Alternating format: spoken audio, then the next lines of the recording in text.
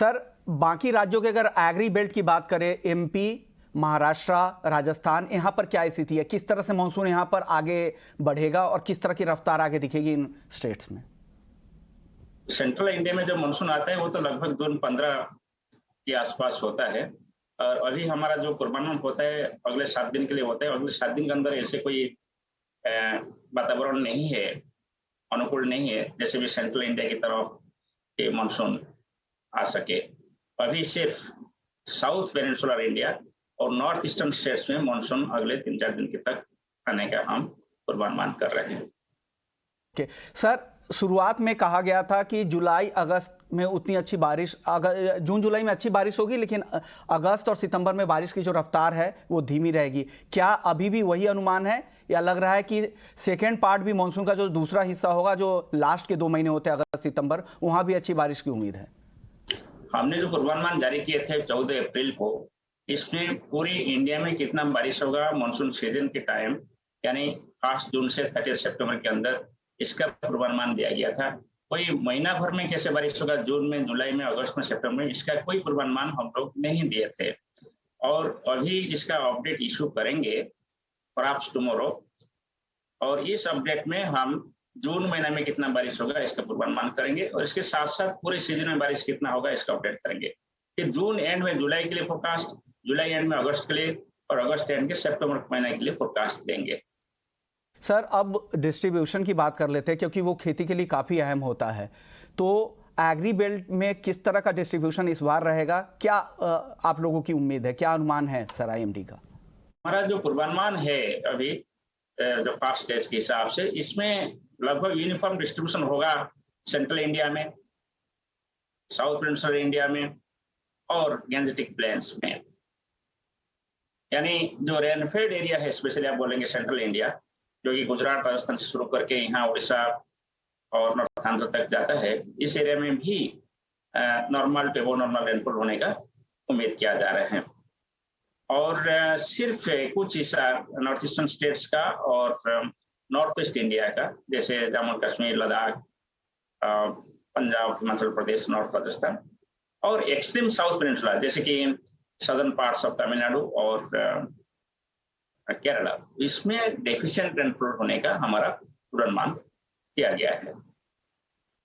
हमारे साथ बने रहिए, हमारे साथ आईसीएआर के एग्री एक्सटेंशन के डीडीजी एके सिंह साहब भी है। सिंह साहब, क्या लग रहा है खेती के लिए, अगर जून के अगर बारिश की बात करें तो कितना अहम होता है खरीफ की बुआई के लिए, और अगर खरीफ की बुआई अगर जून में कम हो पाती है तो क्या आगे की बारिश से इसकी भरपाई होगी?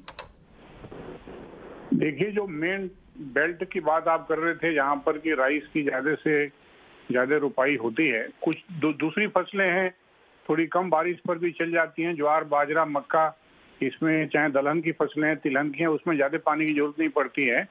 लेकिन पानी की ज्यादा जरूरत धान की खेत में होती है, धान की फसल में होती है, और वो मुख्य बेल्ट है। उसमें जो महापात्रा साहब ने भी बताया कि टाइम से बारिश होगी और बराबर बारिश होने की संभावना है, चारों तरफ सामान्य बारिश होने की संभावना है। ऐसे में जून के समय तक, जून के अंत तक रोपाई हो जानी चाहिए, और जून के समय तक यदि रोपाई हम कर पाते हैं तो हम देखेंगे पैदावार जो अधिकतम होती है वो हो पाती है। लेकिन जो आंकड़े हमारे पास हैं, यदि 15 जुलाई तक भी यदि धान की रोपाई किसान भाई कर लेते हैं तो उसमें ज्यादा क्षति होने की संभावना नहीं होती है। लेकिन उसमें जरूरत बस इस तरह की रखनी चाहिए किसानों को कि जो नर्सरी लगाते हैं वो अलग अलग डेट में लगाएं। कुछ खेतों के लिए थोड़ी नर्सरी ऐसी लगाएं जो कि जून के अंत तक रोपाई कर पाएं, और कुछ ऐसा लगा के रखें कि यदि 2-4 दिन मानसून देर भी होता है तो उसको रोपाई उसकी बाद में कर पाएं। तो ये कंटीजेंसी प्लान किसानों के लेवल पे होना चाहिए और इसकी तैयारी उनको करके रखना चाहिए।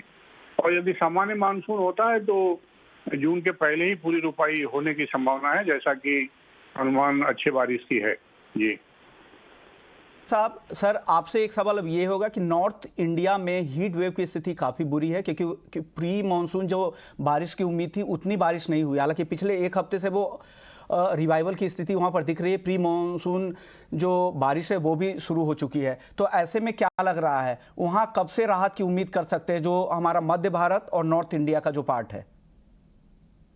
नहीं, हीट वेव तो ये महापात्रा साहब ने बताया है, यदि 15 जून पे बारिश आने की बात है तो हीट वेव अचानक वो खत्म हो भी जाएगा। जी जी।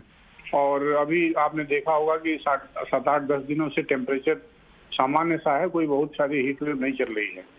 तो ये जो टेम्परेचर है, और कई बार टेम्परेचर की बात हम चिंता करते हैं, जो लोग शहर में जाते हैं वो चिंता करते हैं, लेकिन ये फायदा भी करता है। आप जानते हैं कि जमीन में जो तमाम कीटाणु है वो मर भी जाते हैं अधिक टेम्परेचर होने पे, तो फसल को उसका लाभ भी होता है। और किसान इसीलिए गर्मियों में खेत की जुताई करके खुला खेत रखते हैं कि कीड़े मर जाएं और जो बारिश गिरे उसका पानी पूरा जमीन के अंदर शोषित हो जाए। तो ये एडवांटेज की भी बात है अधिक टेम्परेचर, और ये अच्छी फसल होगी। पूरा अनुमान कृषि विभाग का है और आईसीआर का है। ओके, महापात्र साहब, आपसे भी मेरा यही सवाल था, आपसे मेरा सवाल यही था कि क्या हीट वेव से नॉर्थ इंडिया में राहत मिलने की उम्मीद है कि आने वाले हफ्तों में?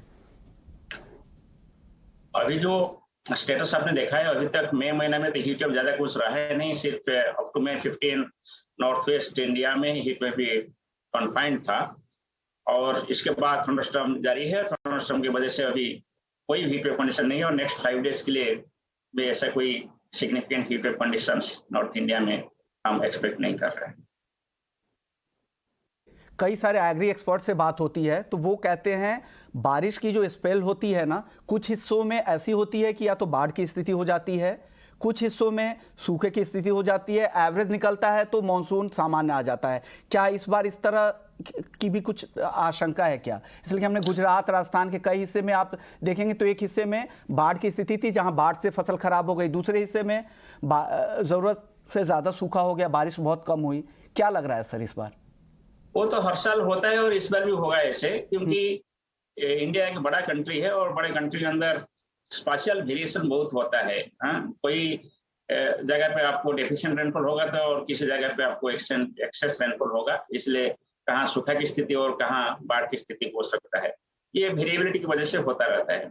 और इसके साथ साथ इंट्रा सीजनल वेरिएशन होता है, यानी डे टू डे वेरिएशन भी होता है। डे टू वेरिएशन के हिसाब से जैसे आपने बताया, कभी लॉन्ग वेट स्पेल हो जाता है, फ्लड वगैरह हो जाते हैं, और कभी ड्राई स्पेल भी हो जाता है। मगर अभी जो क्लाइमेट चेंज का इम्पैक्ट है, इसके हिसाब से दिखाया गया कि जो frequency of heavy rainfall events जो ज्यादा हो रहा है, और जो ड्राई इवेंट्स यानी light to moderate rainfall events कम हो रहा है।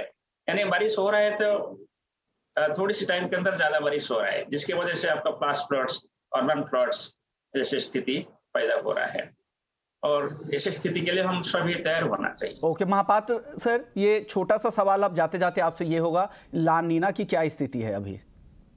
अभी भी लानिना कंडीशन जारी है, और हमारा पूर्वानुमान यही है कि मॉनसून सीजन में भी लानिना कंडीशन जारी रहेगा, और लानिना कंडीशन इंडियन मॉनसून के लिए अच्छा ही होता है। शुक्रिया महापात्र सर, आपने वक्त निकाला हमारे लिए एक अहम दिन जब मानसून की दस्तक हो चुकी है और आगे किस तरह की स्थिति रहेगी, कैसी रफ्तार होगी, उस पर बात करने के लिए। सिंह साहब, आपका भी शुक्रिया। खेती के बारे में आपने जो सलाह दी है कि किस तरह से आप बुआई शुरू कर सकते हैं और आगे क्या स्थिति रह सकती है और मानसून पर कितना निर्भर है खेती, इस बात की अहमियत समझाने के लिए। चलिए आगे बढ़ते हैं। हमारे साथ दो और मेहमान हैं, अनुज गुप्ता हैं और बिटवन मजुमदार हैं, उनसे भी बात कर लेते हैं। और बात अब सबसे पहले होगी नॉन एग्री मार्केट की, क्योंकि वहाँ की चाल भी काफ़ी अच्छी दिख रही है। गोल्ड और सिल्वर की बात करें, एक अच्छी तेजी के साथ कारोबार हो रहा है। अनुज जी, गोल्ड और सिल्वर में आज क्या सलाह दे रहे हैं आप? तो आपको बहुत बहुत शुभकामनाएं कि आपने इतना शानदार अवार्ड जीता है। आपकी पूरी टीम को और आपको, आपके एफर्ट्स को सराहा गया है, तो आपको बहुत बहुत शुभकामनाएं अवार्ड्स के लिए। और जहाँ तक गोल्ड का सवाल है, हमें लगता है कि गोल्ड, अगर हम पिछले 2 हफ्तों से देखें तो एक पॉजिटिव ट्रेंड गोल्ड सिल्वर में देखने को मिला है।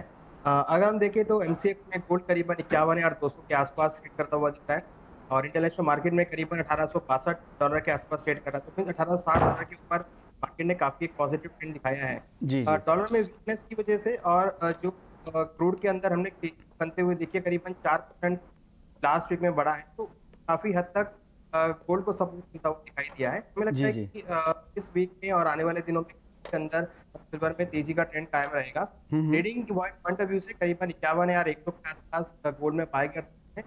स्टॉप लॉस 50,550 का रहेगा, टारगेट 51,600 तक है। इंटरनेशनल मार्केट में एक्सपेक्ट कर रहे हैं कि 1875-1880 तक के लेवल गोल्ड में देखने को मिल सकते हैं। जहाँ तक सिल्वर का सवाल है, हमें लगता है कि सिल्वर के अंदर भी खरीदारी का ट्रेड बनाया जा सकता है।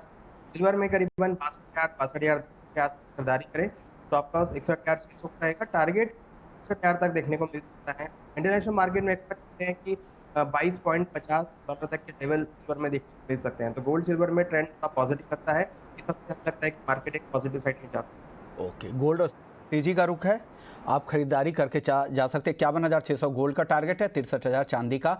आपको भी बिटपन, आप भी सहमत है चार्ट पे? आपको कैसा लग रहा है गोल्ड और सिल्वर आज? पहले तो मैं आपको बधाई देना चाहता हूँ कि आप लोग का अवार्ड मिला और ये काफी सराहने वाली बात है। शुक्रिया और सर। फिलहाल और मैंने भी देखा था और विदिन 5 मंथ्स इस 2 अवार्ड जीतना कोई मतलब इजी काम नहीं है। और आप लोग का जिस तरह से रिपोर्टिंग है, मैं भी देखता हूँ आपके पूरे प्रोग्राम्स। थैंक यू और सो फिलहाल मच। जो मार्केट का जो सिनारियो है, थोड़ा सा पूरे मार्केट में जिस तरह से पॉजिटिव सिनारियो है, इक्विटीज में हो या अपने कमोडिटीज में हो, मेटल में काफी एक रिबाउंड जैसा सिनारियो है। और मुझे इसको मद्देनजर लगता है, मुझे सिल्वर में थोड़ा पिकिंग करना अच्छा रहेगा। और सिल्वर में जिस तरह से एक रेंज से निकला है मार्केट, 62,200 ऊपर का और नीचे 61,400 का जो रेंज चल रहा था, उससे निकल के अब मार्केट में पॉजिटिव मोमेंटम आ रहा है। तो मुझे लग रहा है सिल्वर में भी बाय रहना चाहिए, जिस तरह से अनुज ने बोला है। तो थोड़ा डिप्स आ जाए तो बाय कीजिएगा और 62,000 का इमीडिएट